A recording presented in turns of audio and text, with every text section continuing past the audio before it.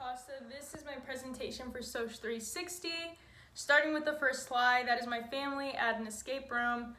Going from left to right, that is Cassandra, my girlfriend, myself in the red tee, my dad Gerardo, next to him my sister Alma, then my brother-in-law Daniel, and then my mom Alma.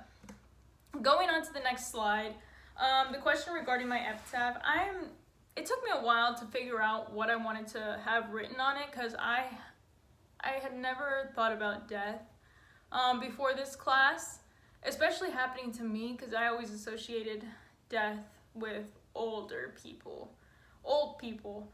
I mean, it can happen at any moment. I knew that, but I just associated with I'm too young to die. So I never really thought about it.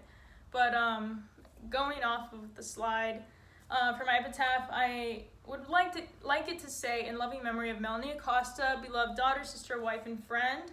And this little line that I found, I hope it applies to me when I pass away. And that is, she asked for so little but gave so very much. As I get older, I realize I want to help people. I want to make an impact on their lives. I want to be a reliable person. I want to be a consistent person. And I want to be a supportive person, especially to my family. And that is my goal.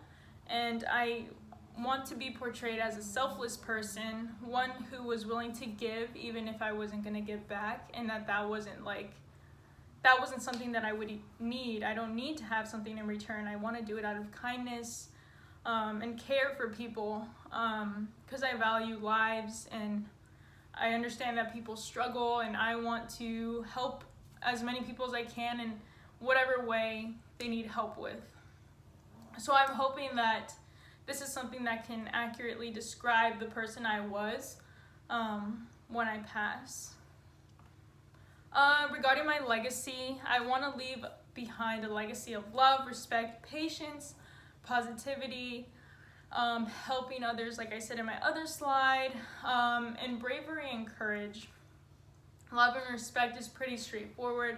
I think we need to spread a lot of love. We need to respect people's views and beliefs and reasoning. Patience is something I'm still currently working on. As I get older, I want to become more patient.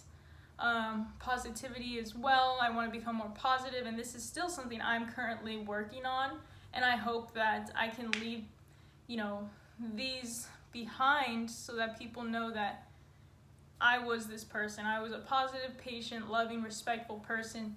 I was helpful, I was selfless, I was courageous, I was brave. These are what I want to leave behind and what I want to achieve before I pass. So going on to the concept, the first concept I chose was nirvana, and this relates to the Buddhist religion. We have a family friend who is a Buddhist. His name is Nick. I've known him probably for the past 8 years now. And he goes to his Buddhist temple. I've been to his house a couple times, but I've never learned about the religion. He doesn't speak about it too much with me. But I thought, nirvana is the concept that I chose, which was very interesting to me. Since I don't know much of the religion, it was really interesting to read about nirvana. And it is the total opposite of what I thought it was.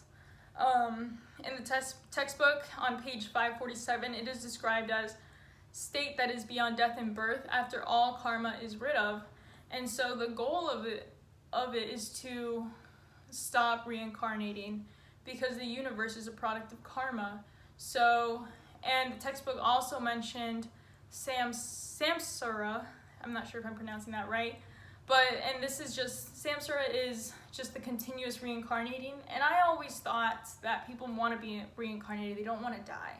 But I learned that nirvana the goal is to stop reincarnating. You don't want to come back because you have all this karma and this bad energy, and I just didn't know. I thought it was the total opposite. I thought people wanted to be reincarnated and wanted another chance at, whatever. And so it was really interesting to read about, and it just gave me a little bit more knowledge about it. Going on to concept number 2 is grief clinics. This is actually something that may happen in the future, and I totally support it. And this would just be bereavement checkups, when a date or just an anniversary of someone you loved, a pet you loved, something traumatic that you went through is coming up, they would issue a reminder to you to say, hey, come to your appointment, get a checkup, make sure everything's okay emotionally. And it is just a bereavement checkup. And in the textbook, on page 594 is where I found most of the information listed on the slide. It says that over decades there has been an increase for the demand of counseling and therapy for the bereavement process. And I think that it is great if you get, professional help if you are struggling accepting what happened, or if you just don't know how to handle it. I just went through a death that was very traumatic for me. I actually had lost my dog 2 years ago to a coyote, and that was very traumatic for me. That was my first experience with death that hit me right in the heart. I didn't know how to handle these emotions. I was 18. I was old. I didn't know how to handle these. I didn't know anything. So I bottled them up, and this eventually led to me being diagnosed with depression. So I did not know how to handle this. And if I had, gone to a professional, maybe they would have guided me better. I would have been able to handle and process everything much better. So I totally support grief clinics. I think it is very important to handle it in a healthy way. And that is the concept I chose.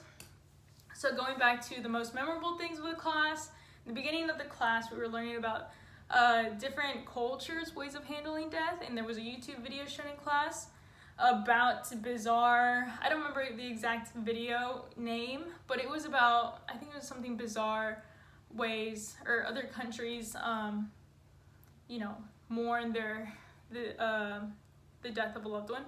And the two that stuck with me this whole time, I can remember it, is, I don't remember exactly where, but they would dig up the corpses and clean them. They would kind of like groom them and keep them nice.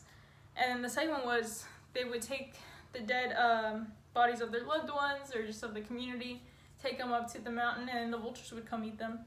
And so the loved ones would have better reach or access to heaven. And I thought that was very interesting. Next one would be the euthanasia video that we saw maybe mid-semester.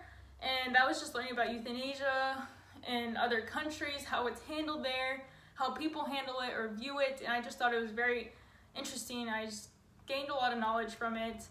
And it was very interesting to see the stories of people's lives who, want euthanasia and, or even willing to switch states to gain access to that option of when they want to die and how they want to die.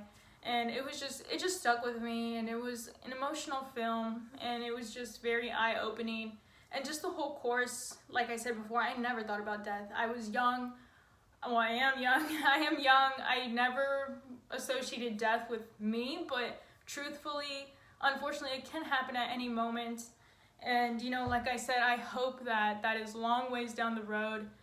And this course really opened my eyes to death in general. I never thought about it, didn't really care for it. But this will help me in future life experiences with death. Now I know about the grieving process. There's no right way to grieve. We all grieve differently. We might not even grieve until a month later. Who knows? It's just what we think about when we have a near-death experience or when people are on their deathbed is just really interesting. And I really enjoyed learning, and it was just eye-opening, and I was glad that I took this course. So yeah, thank you.